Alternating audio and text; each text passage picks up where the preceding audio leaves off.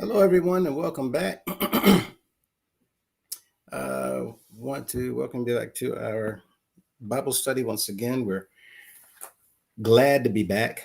Had a couple of weeks where we were out of town and catching up on a few things with our organization, as well as making our way back home.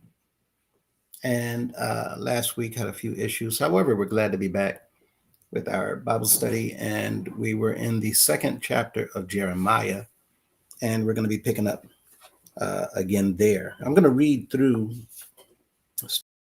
starting from the beginning and catch us up to speed. We had gotten down to the fifth verse where we cut off, and once again, let me go over that. Now, we're going to do something a little bit different today, and we're going to actually post the passages of scripture up on the screen for those of you who are joining in with us, and just to see how this works as we continue playing around with the features on this platform and getting used to and accommodated with all of the things that we can do online.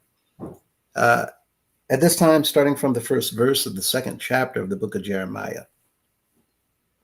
Moreover, the word of the Lord came to me, saying, Go and cry in the ears of Jerusalem, saying, Thus saith the Lord, I remember thee, the kindness of youth, the love of thine espousals, when thou wentest after me in the wilderness, in a land that was not sown.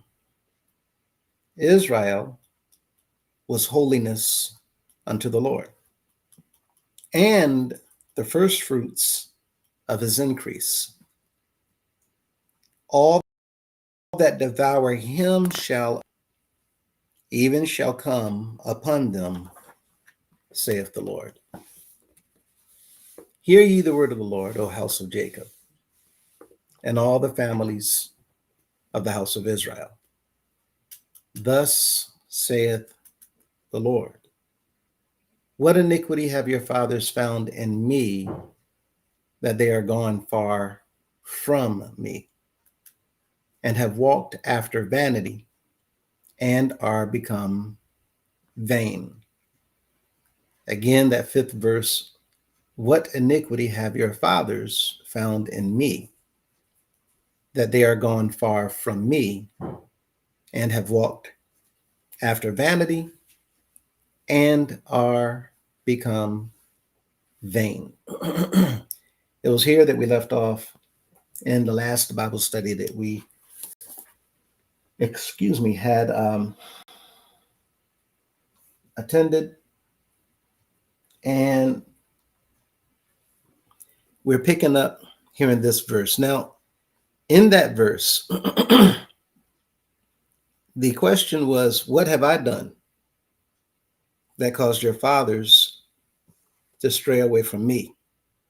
What have I done to leave me and to walk in another way and become vain?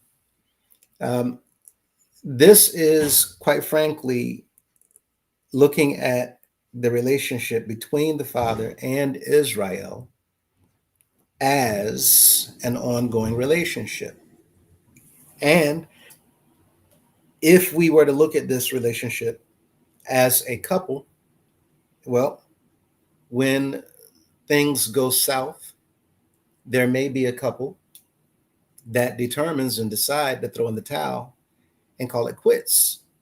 And they say, well, I'm out, I'm gone, that's it, I'm finished. This fifth verse is asking, what have your fathers found in me? What have I done? What wrong did I commit? How did I mistreat them that they would actually turn around and leave me and have walked after vanity and are become vain? Why did they go away from me and are doing the things that they're doing out there now? That brings us to the sixth verse. Here, In the 6th verse is where we're picking up today, Jeremiah's 2nd chapter. Neither said they, he continues from the 5th verse, your fathers left me. Where is the Lord that brought us up out of the land of Egypt? Where is he? That led us through the wilderness, through a land of deserts and of pits, through a land of drought and of the shadow of death, through a land that no man passed through and where no man dwelt. Where is he at? Where is the one who claimed, who proclaimed, who declared in their minds that should have been something that came up? But in the 6th verse, he's saying they're not saying that at all. They didn't think it. They didn't say, where is he? They didn't inquire of me. They didn't ask. They didn't seek. And that was an issue. Here,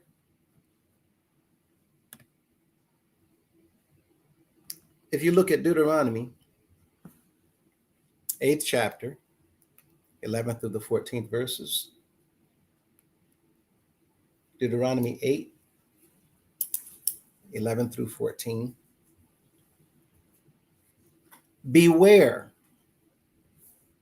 that thou forget not the Lord thy God, in not keeping his commandments and his judgments and his statutes, which I, Moses, command thee this day. Be careful that you forget not him. How is it that you might forget him? By not keeping his commandments, by not keeping his judgments, by not keeping his statutes, which were commanded to you by me, his servant. We're not forgetting about him. We know him. But do you? Remember, the Son said, if ye love me, keep my commandments. Keep my commandments. How can you say you love me if you're not walking in my commandments? If we're in a relationship, keep my commandments. Don't forget about me. You show that you're not forgetting about me by keeping my commandments. The 12th verse said, lest when thou hast eaten and art full, and hast built goodly houses and dwelt therein, and when thy herds and thy flocks multiply, and thy silver and thy gold is multiplied, and all that thou hast is multiplied, then thine heart be lifted up, and thou forget the Lord thy God, which brought thee forth out of the land of Egypt from the house of bondage. You were warned, your forefathers rather, to not do what we see in Jeremiah that they did.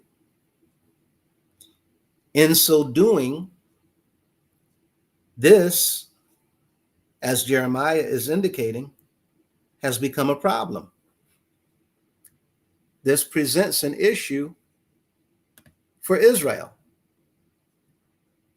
In Psalms 106 and 21,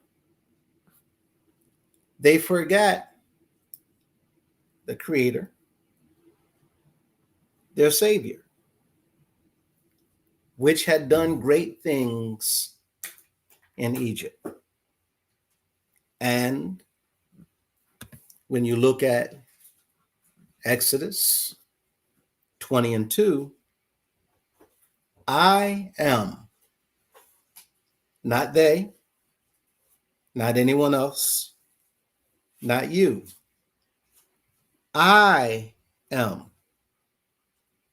the Lord thy God. Now, is this plural or singular?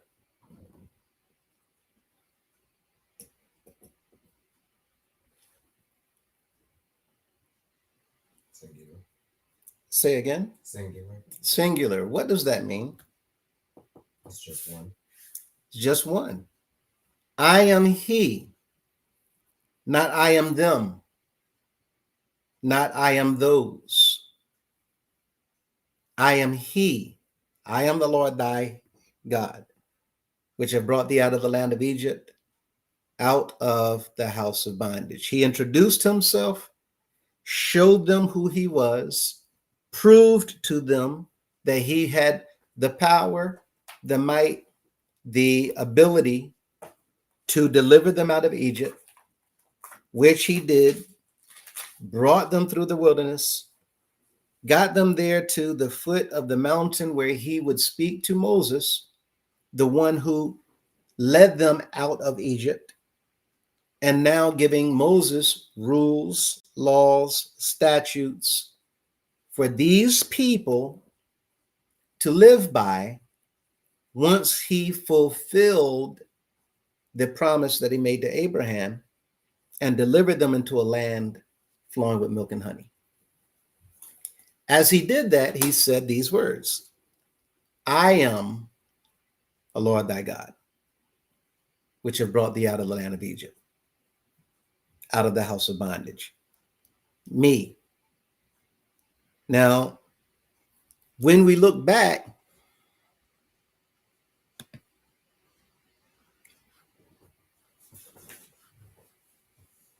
at the 6th verse, we see him saying that they did not say, where is the Lord that brought us up out of the land of Egypt?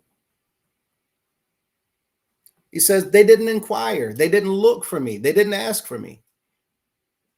That led us through the wilderness, through a land of deserts, of pits, through a land of drought and of the shadow of death, through a land that no man passed through, and where no man dwelt. They didn't bring this back to their remembrance.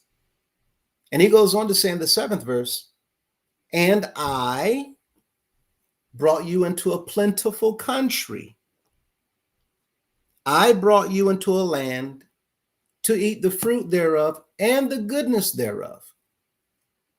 But when ye entered, ye defiled my land and made mine heritage an abomination. I brought you from Egypt through the wilderness. I allowed you to be sustained while you were in the wilderness, gave you great provisions, food, water, took care of all of your needs, kept you in health. Now, your forefathers died because of their mumbling and their grumbling, but you, 20 years old and under, that came out of Egypt, I allowed you to come into the promised land. And I brought you into this country in order to do these things in the 7th verse, to eat the fruit thereof and the goodness thereof. I brought you here to take care of you, to bless you and bless you abundantly. But when you entered, you messed up. I did good by you. I did right by you. I kept my word to your father Abraham, and I fulfilled the promises that I made to him, and I'm taking care of and I'm giving you provisions, but you took that and you messed up. Not only did you defile my land, but made mine heritage an abomination. Look at here. Joshua 24:13.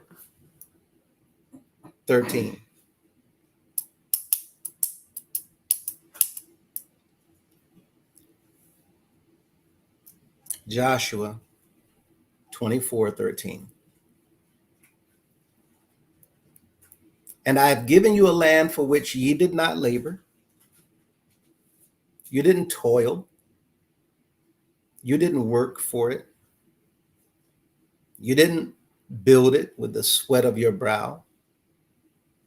I've given you a land for which ye did not labor, and cities which ye built not.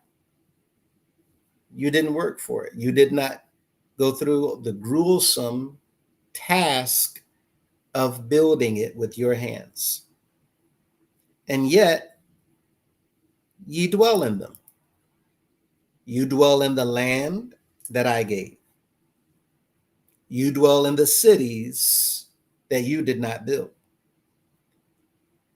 And you dwell in them. What does this sound like?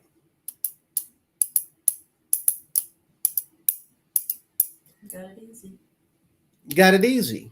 Now, going back to a relationship, we enter into a relationship. I take care of you. I provide all of the provisions. I give you and you take.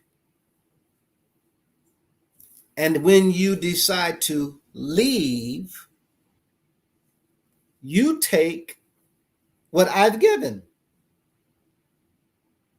Is that fair? No.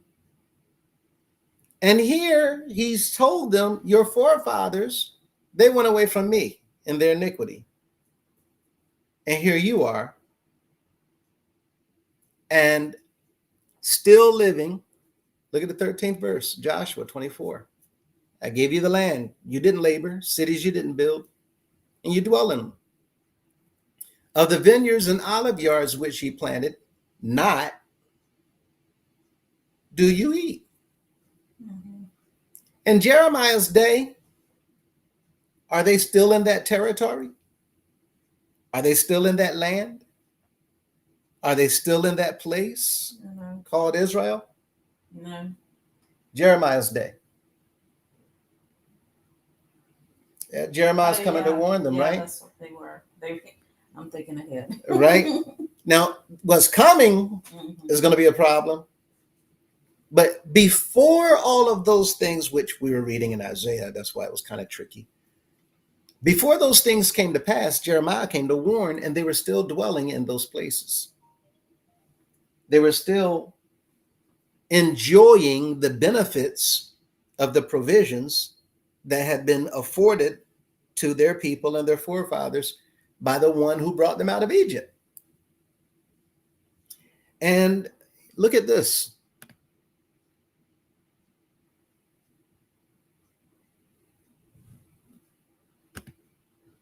In the 36th chapter of Exodus, in the 17th verse, Exodus 36, 17 and 18.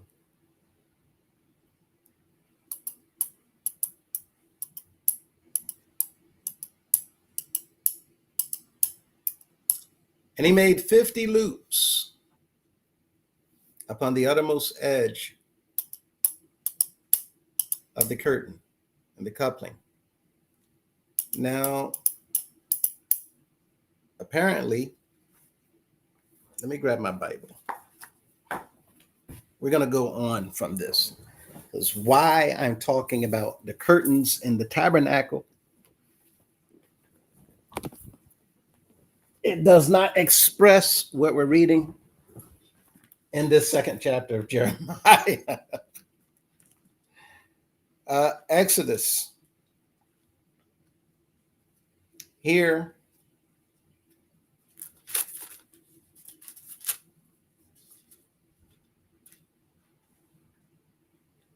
okay.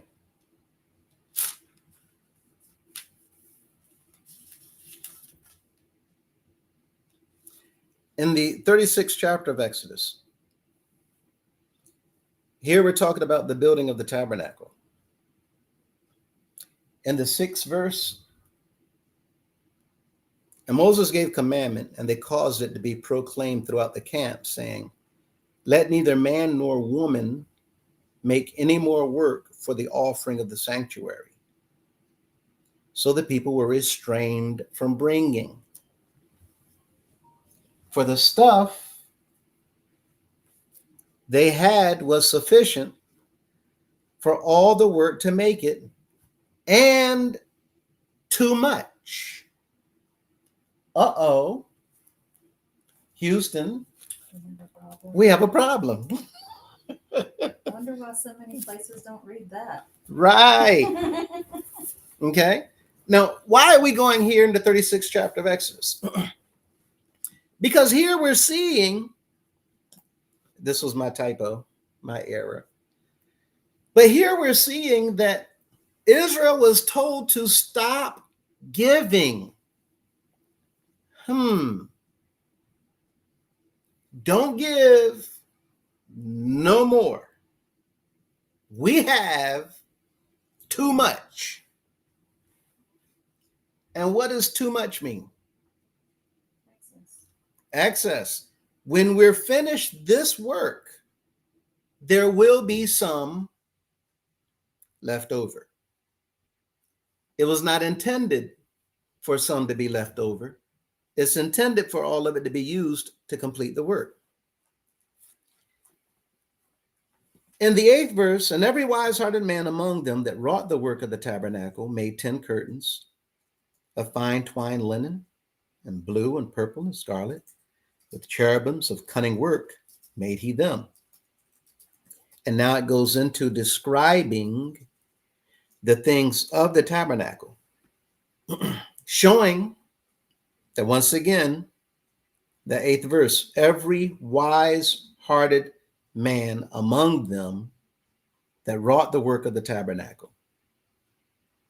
Who was it that gave them the wisdom, the talent, the skill, the knowledge and understanding of how to do what they did with the materials that was given to them in order to bring about such a beautiful, finished work as the tabernacle that was there in Moses' day?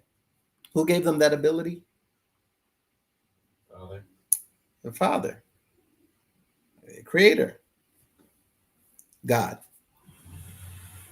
When it came to what Yahuwah was doing with Moses, when it came to what he was doing with Israel, he was showing them, I'm going to provide. Not only did he provide what they needed, he provided what they needed in order to build the tabernacle that would be his house. He even provided the instructions. He even provided the architectural design. And he provided the skill so that when they heard coming from Moses what he wanted, they understood in their mind how to make it, how to present it, how to build it and carry it out, those instructions, until it would be exactly what it was that Moses was told.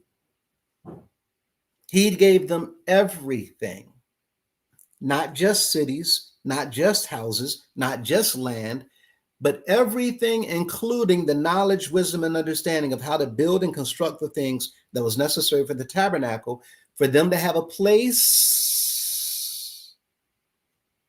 where they could come and offer him to say 2 simple words for all that he's done. Anybody? Thank you. Thank you. And yet time passed and we have a problem with that. All you have to do is say thank you. All you have to do is show your gratitude. I've got everything else. And we had a problem with that. By we, I mean Israel in that day and time. When we look at those things, let's see where we're at. Still in the 7th verse. Okay. When we look at those things, let's go down to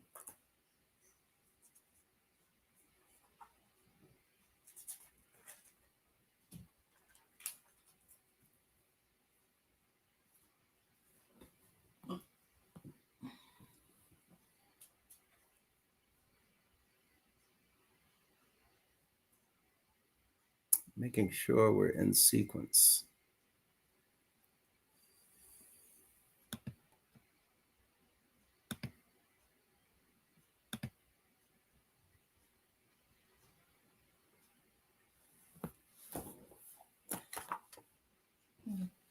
Deuteronomy 6th chapter, the 10th through the 12th verses.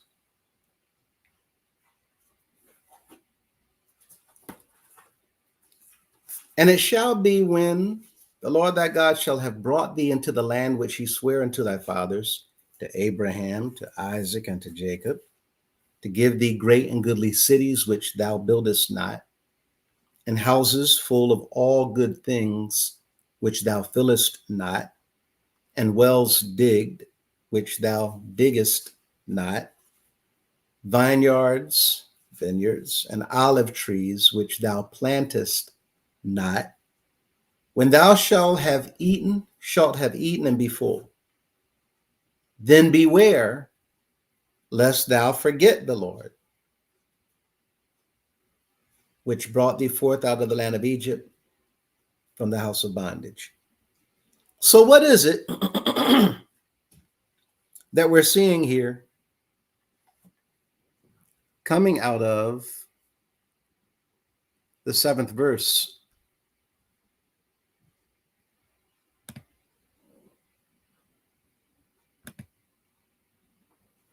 And I brought you into a plentiful country to eat the fruit thereof and the goodness thereof.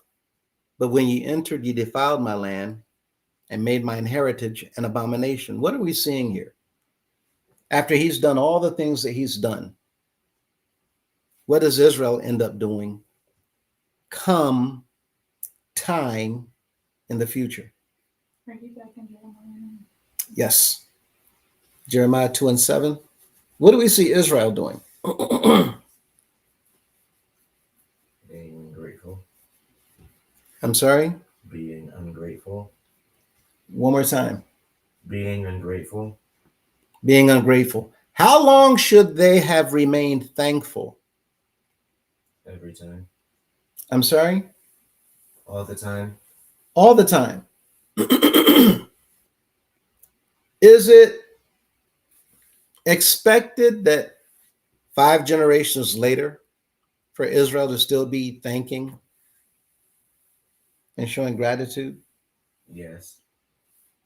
10 generations later for them to be showing thanks and gratitude? Yes. How long should time go before it should be okay for them to no longer show thanks? That shouldn't be a thing. Say again? There shouldn't be a time for them to not continue being thankful. Talk louder, please. There shouldn't be a time where they're not thankful. There should not be a time where they're not thankful. Why not?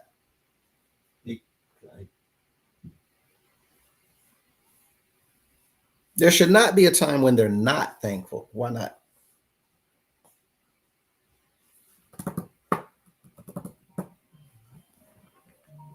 There should not be a time when they're not thankful. Why not? Does that mean they should always be thankful? Yes. Does it? Yes. Why should they always be thankful? Because you're. Oh, wait a minute. Comments. Hello, everyone.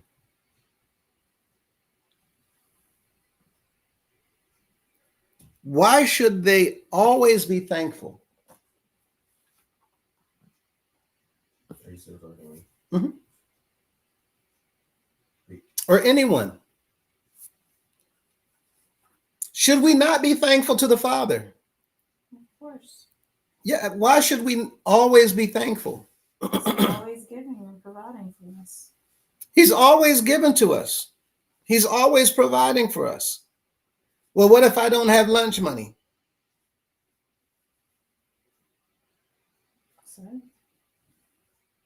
what? So what? What if I don't have dinner? So Should I still be thankful? Yes, you still have breath. Your heart's still beating. You still have breath. Your heart is still beating. Your mind is realizing that you don't have lunches. Your mind is realizing you don't have lunch and dinner. And you could not know that. Yeah. Should we get mad because I don't have any food to eat right now? Should we get mad at the Father because I don't have food to eat right now? No. Everything we have is coming from Him. Everything we have is coming from Him. And this presents a different picture. Because if we understand that everything's coming from him, then the times when we don't have what we want, We can still be grateful. we can still be grateful. Why? Because what I want all the time might not be given to me. And it may not be what he wants for us. He may be keeping us. So is it good for us to be hungry sometimes? Yes. Is it good for us to not have dinner and lunch? Mm-hmm. Yes. Sometimes my children, I don't want them to eat.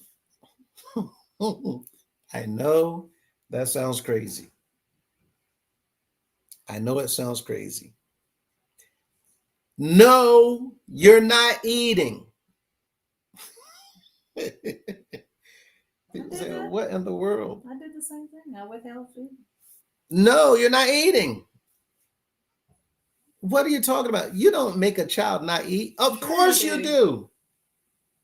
Sure. And every parent should make sure that there are times when you refuse to feed your children. Well, I'm go to bed hungry. Why? Hunger is a great word. Because refusing to feed your children is not always chastisement. Sometimes they should not eat because they're sick. Mm-hmm. Sometimes they should not eat because their chores are not done. Sometimes they should not eat because the dinner is not done. We instantaneously, our minds always go to bed. Mm-hmm. Could be teaching them to fast. We could be teaching them to fast. We could be teaching them patience. We could be teaching them, if you eat right now, your body's going to regurgitate because you have the flu. Instead of us thinking at times when something sounds bad, instead of us thinking, well, there must be a good reason for it, we begin to attack. Why would you not let your child eat? Instead of pause, let's think about this for a moment. Who knows better than the child at all times? Supposed to? Mm-hmm. Supposed to be the parent. What is another name for a parent besides parent? Guardian. Guardian. Why are we called guardians? Supposed to be a guard for them. Supposed to always be on guard, looking after the safety, the provisions, and the welfare of our children. Who is all of our guardian? Father. Our Father. Who was Israel's guardian? The Creator. And he told them, I'm providing for you. Don't worry about the fact that you're hungry right now. Well, I haven't had lunch. Forget lunch. I haven't had dinner. Forget dinner. Tomorrow morning, no breakfast. Nope, nothing. Drink water. And why is that important for us to learn? Because you feed a code. You starve a fever. Maybe you need to be taking in fluids right now, but you don't know that because you are not the creator. I'm the creator. I know what's good for you. I know what you need today, tomorrow, and throughout the rest of your lifetime. So when I say, no, you can't have something, it's not because I want to mistreat you. It's because I love you. And it's because of something that I'm doing for you that you don't understand. But what happens when people don't have understanding? A lot of times, out the door. You know what? I'm done with this. And Jeremiah is going to Jerusalem to tell them things that they're not going to immediately understand. And in fact, it's going to prick their hearts.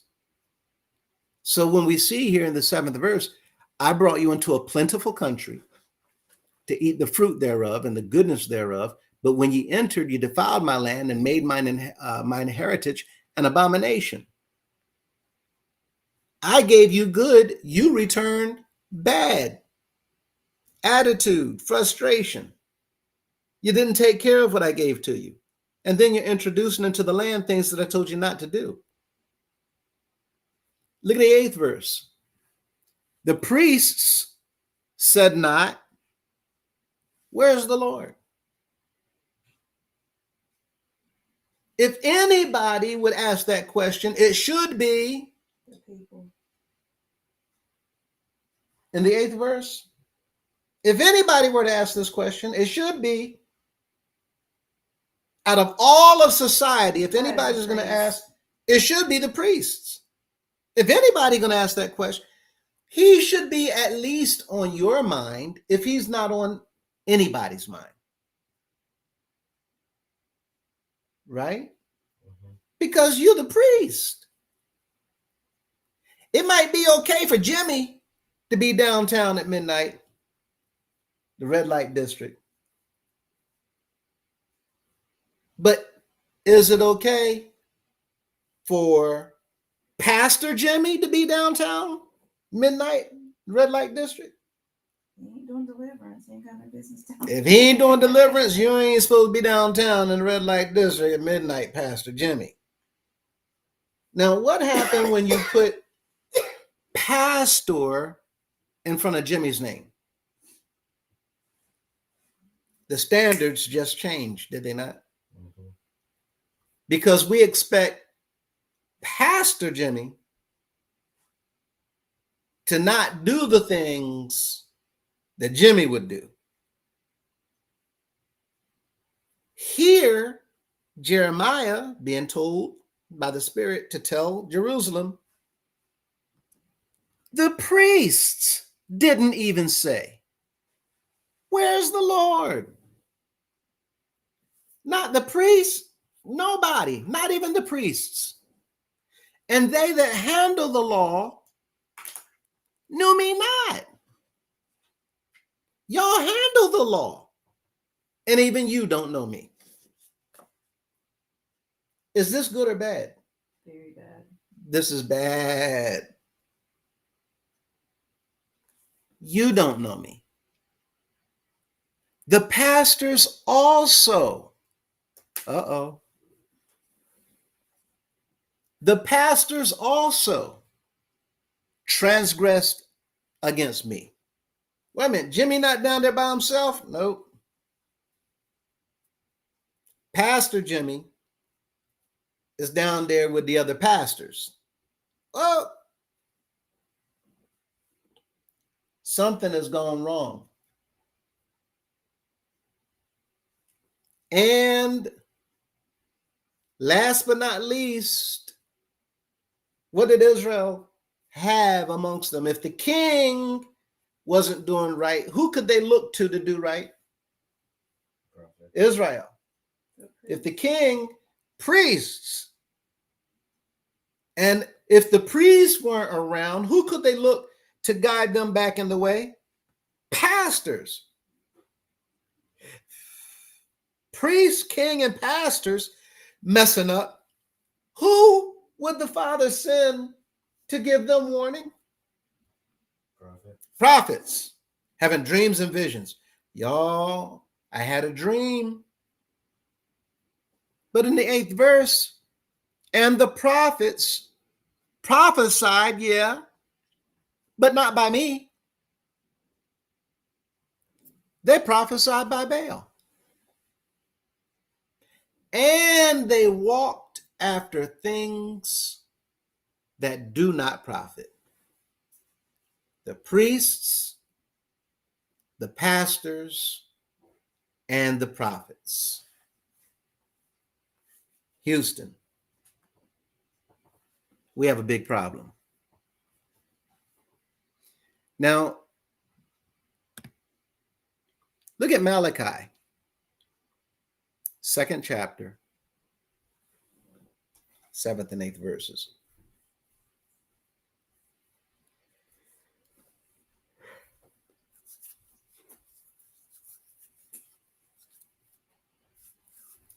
Malachi 2 and 7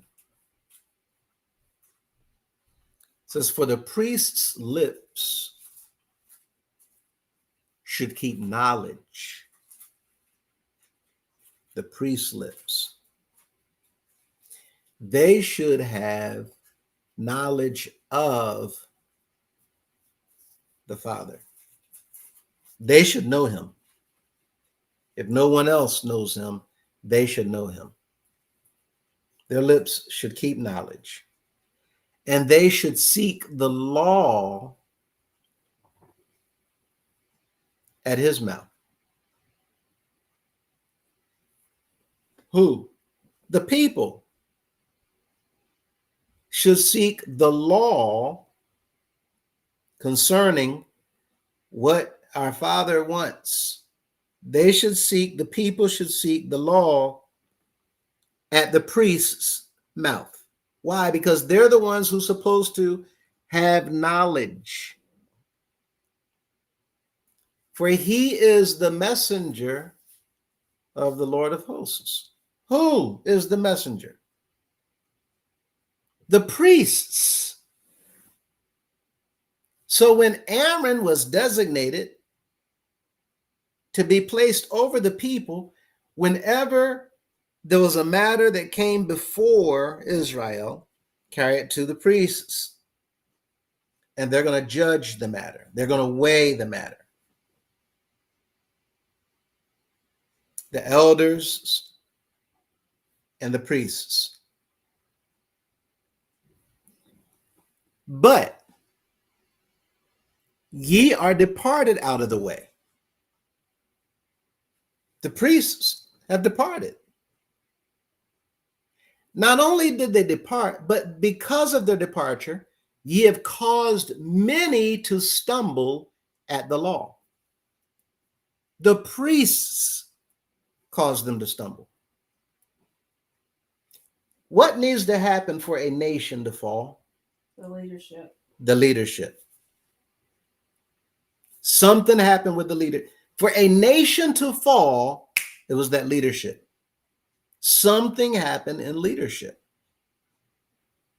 And here, Jeremiah is being told to talk about the leaders. Ye are departed out of the way. What was the way? His way. His way was given through the law that was given to Moses to deliver to the people. His way is in the law. And ye have caused many to stumble at the law. Why? Because they've departed out of the way. And if his way is found in the law, and they have departed out of the way, then through what they're now currently doing, believing in, or practicing, they are going to cause others to stumble at the law because they are looking at and observing them. This is not do as I say and not as I do. This is supposed to be practiced by the leaders who are teaching the people. You don't teach the people and you're not practicing it yourself. You know what? The timing. We keep talking about this Bible study. Mm-hmm. And it keeps on happening where the timing is consistent with things that's going on around us. Mm-hmm. The timing. This message, we're talking about what Jeremiah said. This is where we are. We didn't pick this. We didn't just grab this out of the scripture to talk about this because of what's going on. But what we're talking about has everything to do with what is going on around us. The leaders have departed out of the way, and through their departure, they've caused many to stumble at our Father's law, at his word. Because the people looking at, listening to, watching the leaders. And it says, ye have, the priests have corrupted the covenant of Levi, saith the Lord of hosts. The priests have. Where does that leave the people? If they've corrupted the covenant, where does that leave the people? How can they fulfill their purpose and present sacrifices and offerings on behalf of the people to the Most High if they have corrupted the covenant of Levi? If they've corrupted the covenant of Levi, is he accepting offerings at their hand? Nope. Nope. If they've corrupted the covenant of Levi, is he accepting sacrifices at their hand? Mm-mm. Nope. If they've corrupted the covenant of Levi, is he accepting gifts and prayers and requests at their hand? Mm-mm. He is not a respecter of persons. I don't care who you are. You come before me, you're going to come before me the right way. The way I said in and through my law. And if you have departed from that way, if you have left that teaching that's found in my law, then you cannot come before me in that manner, in that present state. If I refuse to see you because you have departed me and have not drawn near, but have backed away, well, how can you present anything to me on their behalf? And if the priests cannot present anything to the Father on behalf of the people, where does that leave the people? If he's not hearing from the priests on their behalf, where does that leave them? Who's going to him on their behalf? No one. No one. And since now no one can go to him on their behalf, where does that leave them when it comes to curses? They're still standing under it. They're still under their curses. And now bad gets better Multiplied. or worse? Worse. It gets worse. All because of The leaders. the leaders. Who did the Father blame? The leaders. The leaders. Who did the Father fault? The leaders. So what we're looking at here, let's go again.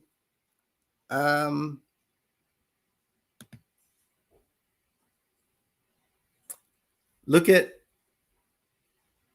1 Kings 18 and 18.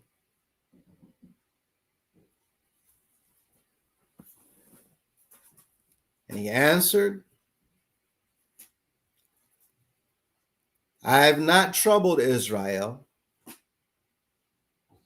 I've not troubled Israel, meaning I didn't do this. I did not put you in this position. I didn't bring these problems upon you. Y'all know how people say that he'll send you straight. He will send you straight. If your soul is lost, it's because he sent you to hell. I've heard people say that, but Right? But did he send us there? no, we chose. You chose. We choose. You have before you, Neo, life and death, the Matrix, a red pill or a blue pill. You decide. You can go deeper down this rabbit hole, and find out how deep it goes, or you can wake up and return to your normal life. The options before the people of Israel is to do what you've been doing, been believing, been following, or stop, accept what I've told you, and go that way. And how did Joshua say it? Choose ye, Joshua 24:15. Mm-hmm. Choose ye this day whom you will serve. Mm-hmm. Choose. It is a choice. And not choosing is also a choice. Yeah. How's that? Because if you don't choose him, You choose. you have not chosen to follow him. You've chosen the other side. You've chosen to remain still, and the other side is automatic. By not choosing to follow him and not making any choice, you've chosen not to choose him. And which one says, choose you this day who you will serve? Joshua 24:15. Joshua. No, not that one. I put before you life and death. Life and death. Moses. Choose A one. blessing and a curse. Yeah. 28 through 32, Deuteronomy. Here you have options. Options. We are blessed with options because he is not making us do anything. Here in the 28th verse, matter of fact, let me go back.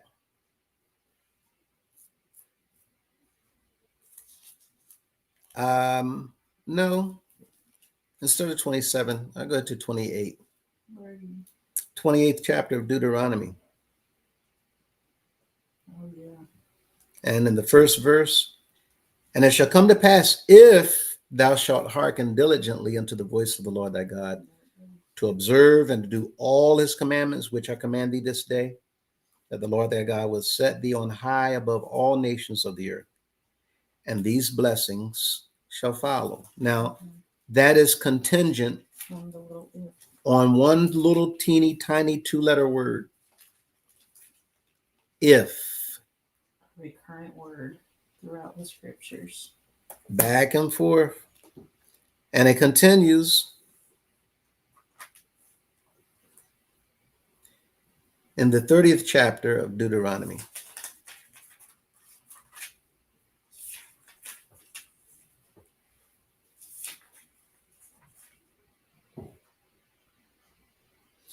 In the 19th verse, 30 and 19. No, let me, before I go there, I'm going to back up a little bit. Let me go to 4:15. See, I have set before thee this day life and good, and death and evil. It's a choice. In that I command thee this day to love the Lord, our Father, our Creator, to walk in his ways and to keep his commandments and his statutes and his judgments, that thou mayest live and multiply. And the Lord thy God shall bless thee in the land whither thou goest to possess it, walking in his ways. But is another word. If is another word. Both of those words, Gird up your loins. right? Yes, Job, gird up your loins and answer me. Gird up your loins like a man and answer me if thou can. All right. But if thine heart turn away, so that thou wilt not hear, but shalt be drawn away and worship other gods and serve them, I denounce unto you this day that ye shall surely, surely, guaranteed, perish, and that ye shall not prolong your days upon the land, whether thou passest over Jordan to go to possess it.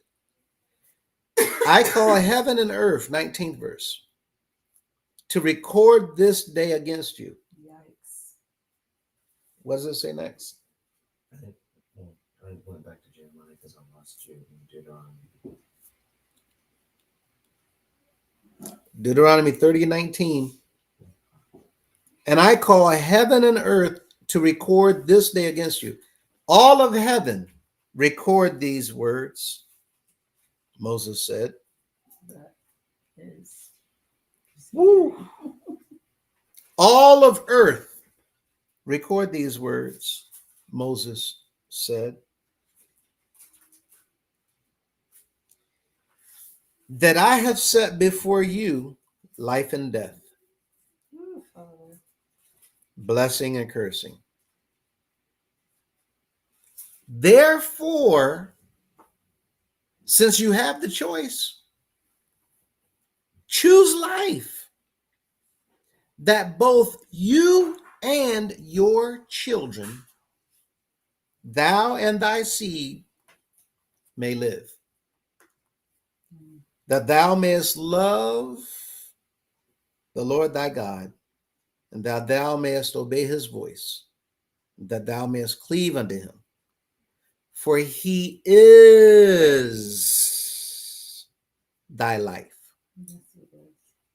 He is thy life because he's the giver Mhm. of life. Every one of us depends on him, not every day, Every second. every second of the day. We depend on him. Mhm. Somebody said, I was talking to, they said they challenge people to hold their breath for 5 minutes. Just hold your breath for 5 minutes. I can And hold if my you- breath long enough to rinse my face. All right. Now try holding your breath. Literally, like right now. Now, how long can you go before your body forces you Mhm. to stop holding your breath? Mhm. It's been a while, but the longest I've been, it's like That's 20 because minutes, 20 seconds. you What's the one? are not your own. He said all souls are his. And if he has allowed you to wake up today, if he has allowed you to hear these words in this moment, then it is his desire that we do what? Live. You can't even stop breathing. Try. I guarantee you, you're going to gasp for air. And even if you black out, You're gonna start breathing in. you're going to start breathing. You're going to start breathing. Why? Because his desire is for you to live. Even Cain did not understand that you live until I say otherwise. Some people who attempted to take their lives were unsuccessful. Why? Because he didn't allow it.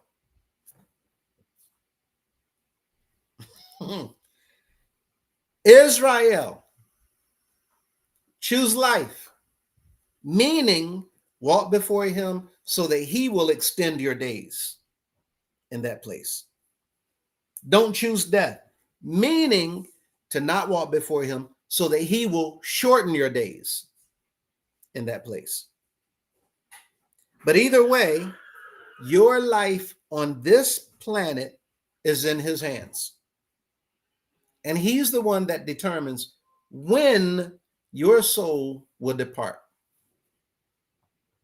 There's people who have had knives rammed into their brain and live. Even gunshots to the head. There's one person, half of their face is gone. Gone. And you see where they had to take plastic because people have had accidents, gunshot wounds, all of this. Gone. I've seen somebody with a dip in their head, part of their brain missing, caved in, still living. Our lives are in his hands. That said, choose life that both thou and thy seed may live, that thou mayest love the Lord thy God, Deuteronomy 30:20, that thou mayest obey his voice, and that thou mayest cleave unto him. Hold on. Hold on. Cleave to him. Why is that necessary?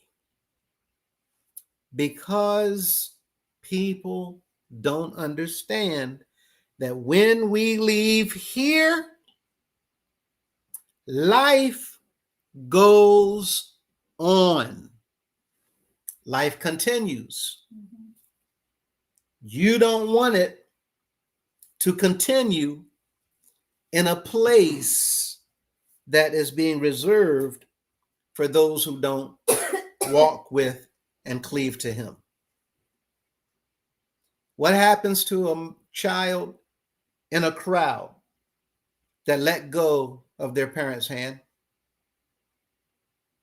In a crowd, people neck and neck, shoulder to shoulder. They're gonna get separated.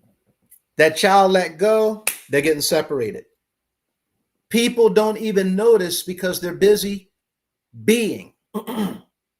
Child stuck in a crowd.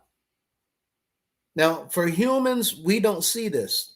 Okay, let's make it not about humans. Look at walruses. Baby walrus is missing. Look at wildebeests. Mothers and the wildebeests get separated. Thousands of wildebeests. Penguins, chickens. The chick gets separated. There's animals look for their pet, their offspring all the time. Looking. Their offspring looking for them, but they're separated. Predators find the offspring of their prey to be easy or difficult. Very easy. Snakes going up trees looking for nests. They find a nest full of eggs or even baby birds. Are they easy? This is what Moses was getting at. Why become a victim when you can live? That in mind, back to the scripture, another reference, Micah 6:1-2. Hear ye now what the Lord saith. Arise, contend thou before the mountains, and let the hills hear thy voice. Hear ye, O mountains, the Lord's controversy, and ye strong foundations of the earth. For the Lord hath a controversy with his people, and he will plead with Israel. Is this good or bad? Bad. Very, very bad. In the NASB, it says that he has a case against them. Moses said, I call heaven and earth witnesses. Not good. See, we don't understand what it means when we say 3 words. Think about it. We don't understand. This is a sermon in itself.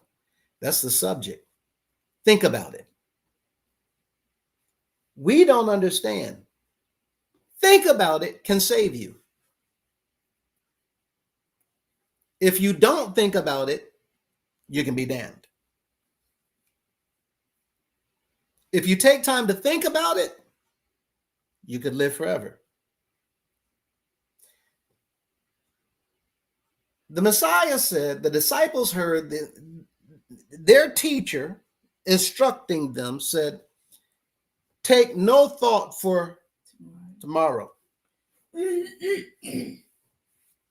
Now, I'm not even going to go any further with what he told them. Stay right there. Take no thought for tomorrow. He said, don't think about it. Whew. But it depends on what we're thinking. It depends on what we're thinking. Many people like to worry. Many people like to stress. Many people have anxiety. I don't have this. I don't have that. I got to get this. I got to get that. I got to prepare. I got to prepare. I got to prepare. We're not there yet. We're not there yet.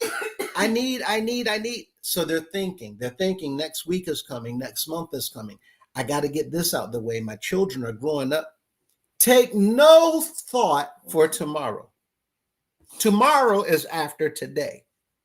The very next day on the calendar is tomorrow. And yet he said, don't even think about it. Keep your thoughts within today. Tomorrow will take care of itself. Now I'm going to show you what he meant. Mm-hmm. When people sin and do wrong, when people break his commandments, when we enjoy the pleasures of this world, how many of us are thinking about heaven and hell? Nope. We're not thinking about it. While we're engaging in sin, are we trying to think about Judgment Day? Mm-mm. No, you put that thought off. You don't think about it. Why not? Because you want to do what you're doing wrong. Therefore, we stop thinking about anything that's going to be the consequences of me having fun right now, that we might find what we call that little three-letter word, fun. To indulge in the pleasures of this world will give us an eternity of pain and suffering. But we don't stop to think about that. So the same way we don't think about suffering for all eternity whenever we're wanting to sin, he told the disciples, don't think about tomorrow just like that. Don't think about tomorrow.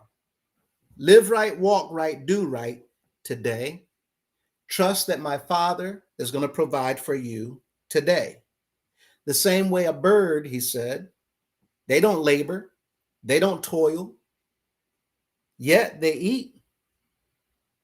They have nests. Foxes have holes. What was he saying? But man is busy worrying. Mm-hmm. If we don't think about tomorrow while we're sinning, why are we thinking about tomorrow and claim to be his children? Israel in Jeremiah's day was engaging in all kinds of sin and idol worship and not thinking about tomorrow.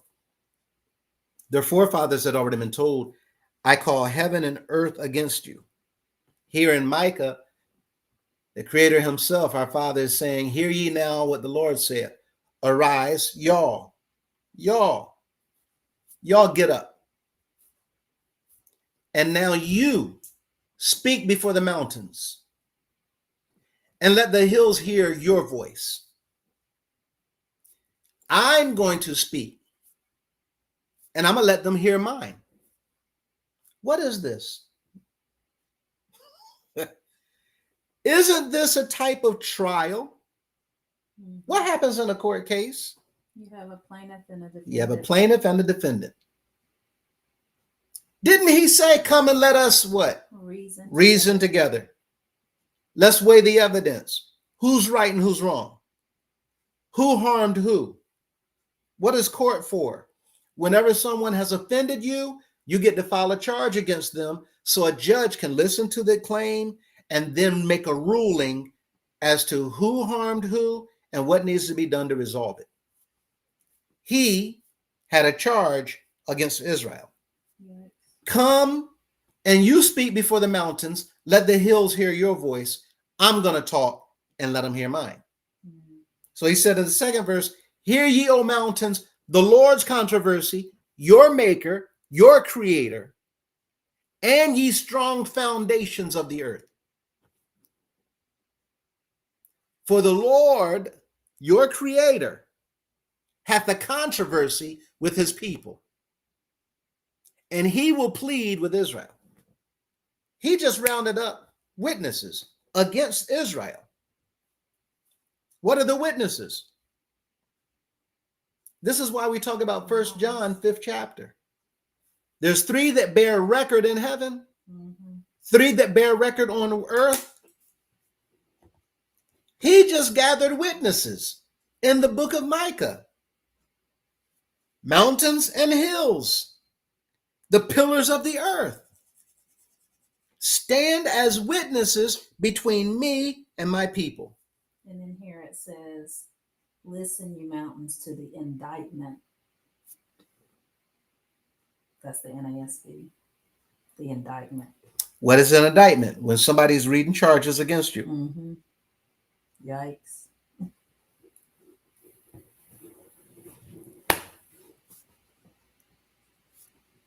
You have a problem when the Creator has a charge against you.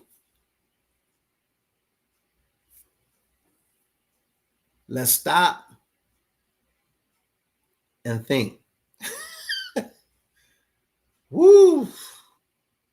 Now that subject comes back. Think about it. Is the sin worth it? That part. Is the lie worth it? Is the disobeying worth it? Well, what is the it? Your eternal soul's salvation. Because if you don't dwell for eternity there or on the new earth, there's only one other place for everybody else who doesn't make it to go.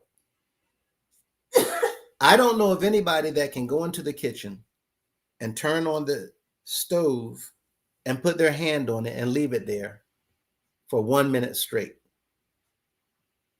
I don't know of anybody that can do that. And just leave it there for 1 minute, counting the seconds down. Turn it all the way up and leave it there. There were people that I saw on the news jumping off of a building in New York because the heat was so intense, they could not stand it no more. They'd rather just go ahead and plunge. That heat is nothing compared to what's coming. No. And even in the midst of that heat, there's going to be torturing being done.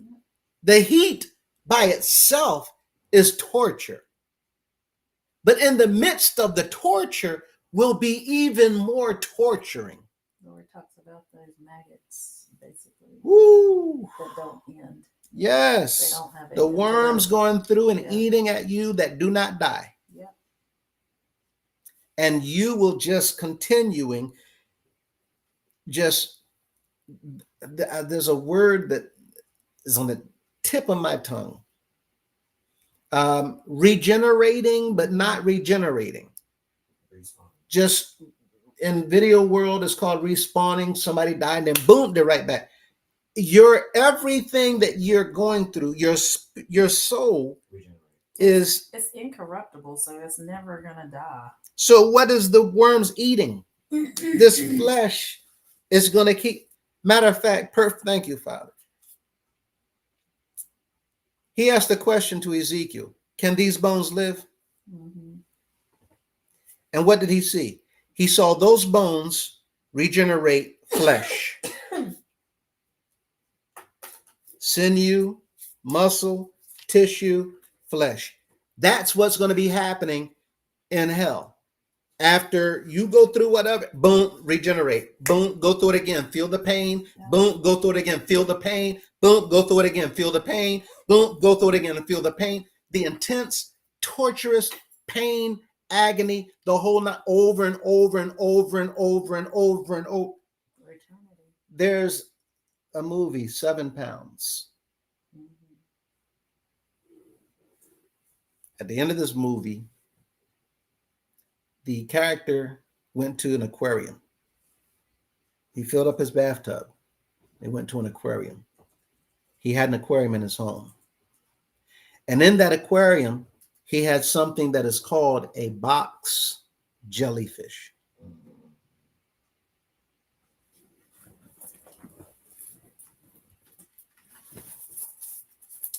A box jellyfish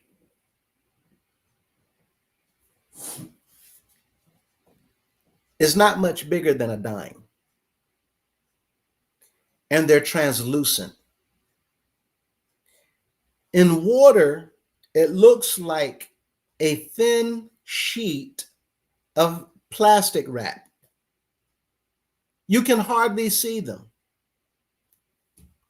They have tentacles that might be the length of its body. Very, very short, not even half an inch. Some may be longer, but not even half an inch. Inside of this tentacle, which is about the size of a pin, a needle sewing thread, just that right there. Inside of that needle width limb of this box jellyfish, it's like hairs that go up and down, like the hairs of our arm. Now imagine we've magnified the size of this box jellyfish, and we're looking at a tentacle of a box jellyfish, this short, but it's got a hair, what looks like a hair, it's like fibers, on our arm. And as soon as it gets brushed, the hair goes, psst, and that's it. Psst. And as soon as that fiber shoots out, there's a barb on each end of those fibers that when it pricks, it releases not even a drop, the very small, teeny tiny little bit of poison, not even a tenth of a drop of water. It releases that into whatever it is that touches it. But that poison is so potent that when I saw someone that had gotten stung by a box jellyfish, it had on a full body, a wetsuit, full body, everything head to toe. Nothing was exposed because they knew that box jellyfish was in the water. You just couldn't see it. They're so small, you're going to turn. How are you going to see a piece of plastic wrap in the ocean? So it got out, and there's this little teeny tiny thread on its sleeve as they're taking off the wetsuit on the boat. That little teeny tiny tentacle brushed their hand. The individual trying to get back to land so that it could get treated for that box jellyfish sting began foaming at the mouth, and it felt its entire body racked with pain about the space of a minute and a half. And it would happen for 10 to 15 seconds. and the body, all of its nerves ending, and he's for about 10 to 15 seconds and then stop. And he's just, and they come back. That was the whole ride back. And your nerves are just attacked, riddled with the most excruciating pain until one of two things happen. Either you get an adrenaline, not an adrenaline,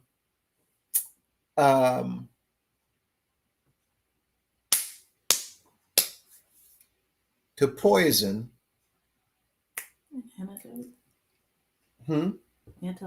Anti-venom shot. Either you get that, and even when you get it, it's going to take a long time, maybe a little bit more, if I remember, more than an hour for your body to come down, but you're still feeling it. But the problem is It's the just damage reversing. is already done. It doesn't reverse. Anti-venom can't reverse Woo. the damage. And that box jellyfish, if I'm not mistaken, 1 to 2, if not more, not 2, 3 days, you're dead. But the pain, the intense pain that you feel until that time, 7 pounds, he knew he was going to take his life. I don't want to tell the movie, but he had went around to people and he was making reparations with people that he had done things, or others had done things. But 7 pounds was, I'm not going to tell it, but he released this box jellyfish in the bathtub at the end of the movie, and he got in the tub.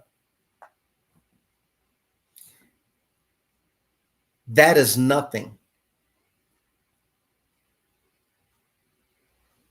compared to suffering, torment, and hell.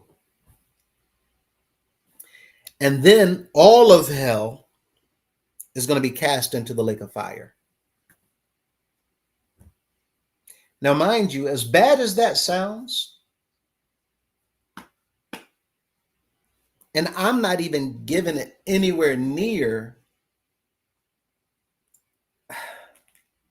any type of justice to describe it. As bad as that sounds, how crazy is it that we don't stop to think when we want to sin? Sin takes a moment, right? Mm-hmm. Some sin we keep indulging and indulging and indulging and indulging. But one sin takes but a moment. And we're going to risk all eternity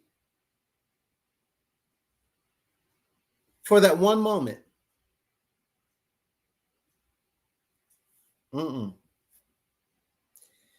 This is what Jeremiah was proposing to Israel, but more importantly to their leaders. He wasn't telling them about hell because they did not know about the afterlife. But he was telling them about the curses that you're going to be under while here on this earth. So calling the mountains and the hills against them is having a witness. Why? What's going to happen in court when you have a witness on the stand? You're building your case. Mm-hmm. And I got witnesses. Why is it important to have a witness? Because the penalty is going to be severe. And many people want, well, why the penalty? We had witnesses that saw what that person did. They deserve the penalty. The penalty is justified. Some people go to death row so that a date can be set to take their life and remove them from this world. Their crime was that bad that somebody said we need to just eliminate them and take them out of society. What is it referred to in the scripture? Cutting them off from their people, right? And this person will be cut off from their people. Death row is the way of saying we're going to cut you off from the people. Mm-hmm. Even prison is not cutting you off from the people, because even in prison, you still have other Access. inmates. Mhm. You're still living amongst people. You're still making memories. You can still build friendships. You can still have camaraderie. Even if you're going to be isolated, there's still hope, because one day you can come out of isolation. But to be cut off from the people, that's permanent. The message in Jeremiah is quite frank.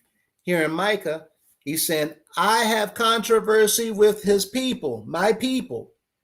I will plead with Israel. And when he gets up in order to plead with us, that's not good. Now, you wanted my attention, Mhm. but you're seeking the wrong kind of attention. You can get positive attention, Mhm. or you can get negative attention. You don't want negative attention from our Father. Come that phrase, if I told you once, I told you 1,000 times. And what did Bruce Banner used to say? Don't make me angry. You don't want to see me when I'm angry. Bruce Banner, the Incredible Hulk, you say, don't make me angry, as kindly as he could. You don't want to see me when I'm angry. The Creator's not one to mess with. And Israel just kept pushing the envelope, pushing the envelope, pushing the envelope. Going back here,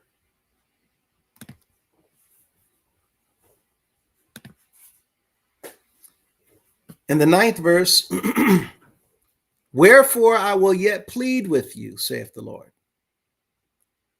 After all that, the priests not inquiring of him, Mhm. the pastors transgressing against him, the prophets prophesying through an idol worship, and yet he said, I will plead with you. Do you think that that's the moment and the opportunity that you want to mess with the Creator? In all of his anger, he's coming forward. You know what? I will yet plead with them. And with your children's children will I plead. Continues to say in the 10th verse, for pass over the isles of Chittim and see, and send unto Kedar and consider diligently, and see if there be such a thing. Hath a nation changed their gods? The Isles of Chittim, they remain faithful to their idols. Mhm. They're false gods. Mhm. Kedar was loyal to their false gods, their idols. Consider diligently. Yes, sir. Go and check. These are gods that are not gods. These are idols that have no power.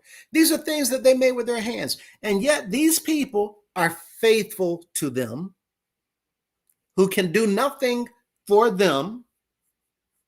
They have not provided for them.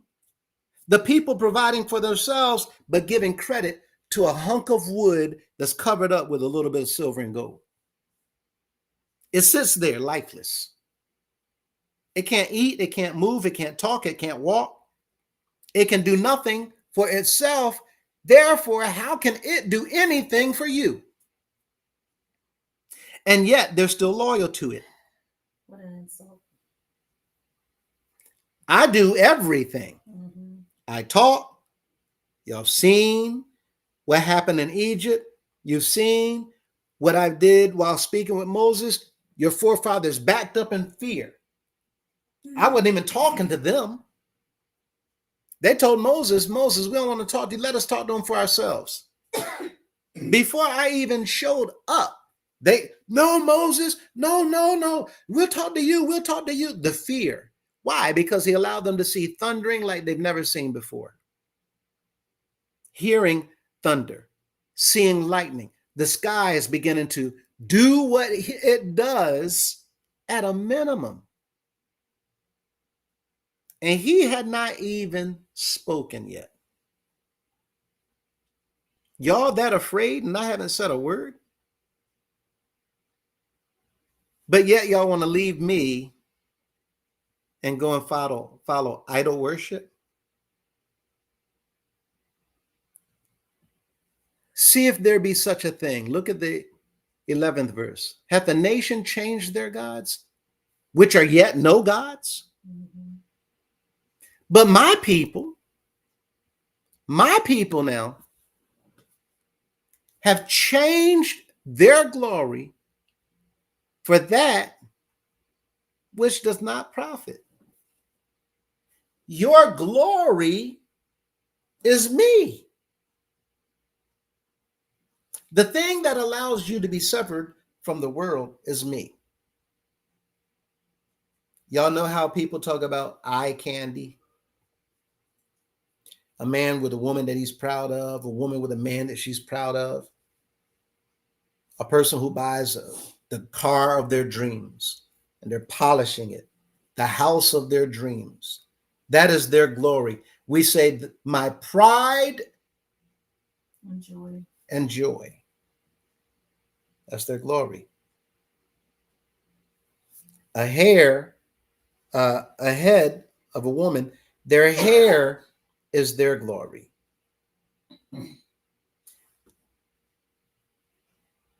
When it comes to men and their wives, they look at them and hold them up as their glory. When it comes to people and material things, wherever your heart is, that's what you have made your God, your glory. And the disciples heard, store not your treasures on earth. Mm-hmm. He said, where your treasure is, there will your heart be also. That's your glory. Mm-hmm. The glory of Israel is the Father. He told the priest, I'm your inheritance. Mm-hmm. I'm your reward. Don't seek, that's nothing. I'm the giver of everything. You should want me over that. That's nothing. How much of it an insult is it to give him up and say, but I want that? A man who's going to feed you a can of beans every day up until your marriage, 4 years. That's all he can offer. Beans. Has nothing else to give, nothing else that he wants to give, has every opportunity to give more, but he only wants to give can of beans. Lifestyle, rich and famous, but all you get is can of beans. You have not married. Somebody comes along, I will take you out of this and give you everything. You say, no, I'm going to stay with the one with beans. Make that make sense. Here, we have, the time. Here we have one more.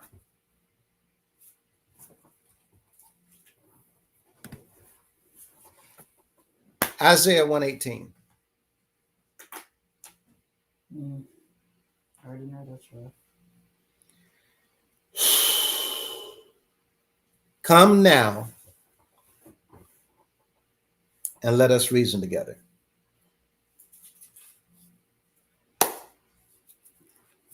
Though your sins be as scarlet, y'all know y'all messed up. Y'all jacked up. Y'all jacked up. I'm not jacked up. I have not messed up. You have jacked up and you're all messed up. And yet and still, I'm saying, though your sins be as scarlet, they shall be as white as snow. Why would he say scarlet? All this time, my mind, why would he say, though your sins be as scarlet? Why? Though they be red like crimson. Why would he say that? What? Because he said the price of sin is death. Yes, but why this comparison? What color is blood? It's like a crimson. What color? Crimson. What color is blood? Red. Red. What about wine? Same thing. Red. Would Israel have known at that time how difficult it is to get blood stains out of things? Definitely. Would Israel have known how difficult it was to get wine stains out of things? Yes. Didn't they not stain things intentionally Yes. to make different colored clothes? Mm-hmm. If you stained it and dried it for the purposes of selling this as a different color fabric, that stain, the color, is meant to be permanent, not come out.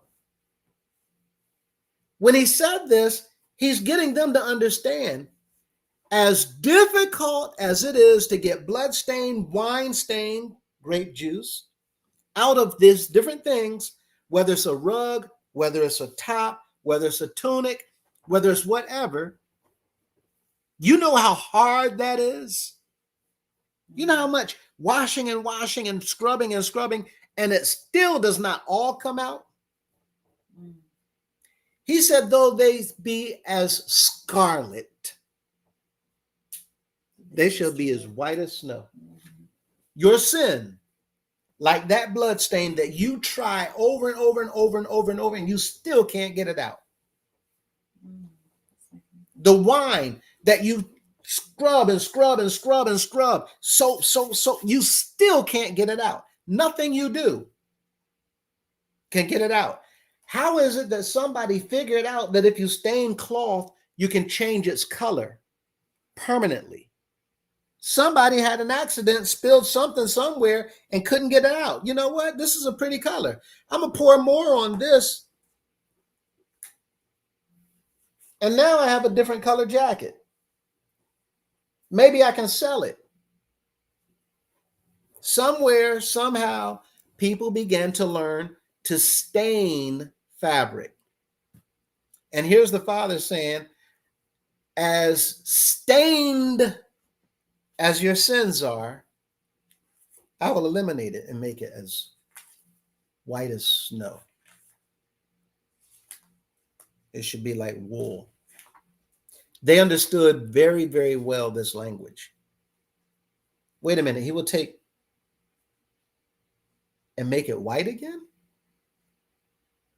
This cloth, what color was it before it was stained? White. It came from sheep or plants. Cotton. What color is cotton? White. What did they do with it? Weaved it. What did they do with wool? They weaved it, and it's all white. Before it's stained, what color is it? White. You mean to tell me you can take all of the color out? Is there anything too hard for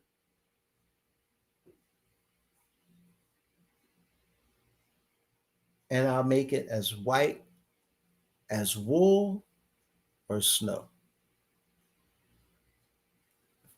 But you have to do something for me. What do we need to do for him? Obey. Obey. Turn from your wicked Yes. ways. Turn back to me. Didn't he say, return unto me? And see, people in Malachi, they think this is talking about money. Where? I was just there. Oh, right. Maria just showing me that's where she was. Return unto me, Mhm. and I will return unto you. It's not talking about money. Give me my money, I'll give you money. No. If you come back to me so that we can have a relationship again, come on back, then I'll come back to you. And the same way I provided for you before, I will provide for you again. Can I really quick read what took me here? Because Mhm. it wasn't that part, but it was ahead of that, which is related to what you said in Malachi 3:2. It says, "But who may abide the day of his coming, and who shall stand when he appeareth? For he is like a refiner's fire and like fuller's soap." That's why I looked at it, because that fuller's soap, I remember, was one of the things they used to use to scrub stains out, like Mhm. blood and wine. Yeah. And it says he is like that. Right. Yeah. But he will get it all out. Mm-hmm. Fuller soap will get some of it out, Mm-hmm. but it will not return it to its like new state. But he will. But he will. No scrubbing required. Mm-hmm. So, this in mind, I think we just covered down to 11. Mm-hmm. Yes. I was intending on go anyway. But these are things that we're dealing with right now, right? We're getting more and more through the second chapter. Here's Jeremiah telling the leaders of Israel, telling the people of Jerusalem, these are the things that he has against us right now. We've strayed. We've gone away from him. We meaning you all, but Jeremiah is not separating himself. Y'all done messed up. I'm good. I mean, I ain't been doing this stuff. Y'all just all over the place. And it's just a shame. Y'all just a bunch of dirty, filthy heathens. And y'all, no, that's not what he did. Like Daniel. Came and presented the word and took ownership. We, Daniel said, we have sinned. Mm-hmm. He included himself And Nehemiah. in Israel, whether it's him, Nehemiah, excuse me, we all, Mm-hmm. As a group. I'm not better than, I'm not, we're not talking like that man, the Pharisee, bless me from not as this sinner, Mm-hmm. I thank you, I'm not like other men. right? That's not, that's not where it's at.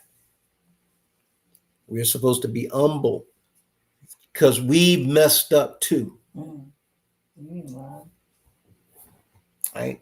And for us to be in a position today to pray for or inquire about or to ask him to help others is not for us to sit ourselves up on a pedestal thinking that we are so great and so significant that he has to move because we said so. This is why he was telling Moses to tell Israel, it's not because of anything that y'all have done that I've chosen you. Do not think that you're special in that regard. You are no different than anybody else other than what it is that I have blessed you to become, which is a descendant of Abraham. But y'all still filthy. You're still dirty. You still came into this world, as David said, sinners, born in sin, shaped in iniquity. But there's something I'm going to do with you because of how Abraham walked and lived before me. So here we are, and we're seeing as we make our way into Jeremiah. When we come back next week, we're going to make another dent in this chapter while talking about how they messed up.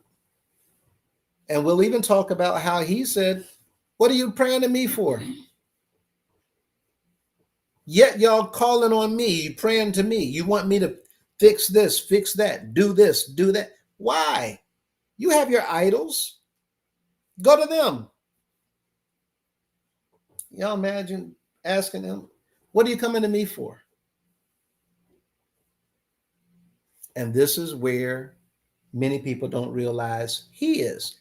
Because Exodus 34:14 said what? He is a jealous Elohim, a jealous God. So much so that his name, he said, is jealous. With that said, we want to thank you all for joining in with us. We appreciate you, Golden Boy, for setting this up for me, for those joining in the study. So starting a little late, apologies. Lewis's his lesson plan and together today. And this is trial and basis. We're, figuring it out. We're getting better. We're thankful for the use of technology and making things better to present as well as to show and keep everybody with us. Zalika, hello. How are you? Good to have you with us as well. Miss Maria, hello. How are you? Good to have you as well. My wife, my son, he's not on the channel, but he's here. Maria says, hello, everyone. Thank you for joining. Alika says, what you want may not be what you need at the moment. Very good way of putting it. That's when we were talking about not feeding your children. Mm-hmm. The daughter of the king says, hey. Daughter of the king says, hell. Miss Maria says, hello. The daughter of the king said, oh. Yeah, that's when we were talking about the worm that doesn't die and all that kind of stuff. I think. Yes, I think so. But thank you all so much. That's in Mark 9. Excuse me for your comments and commenting and sharing. Maria, talking about the worms that don't die.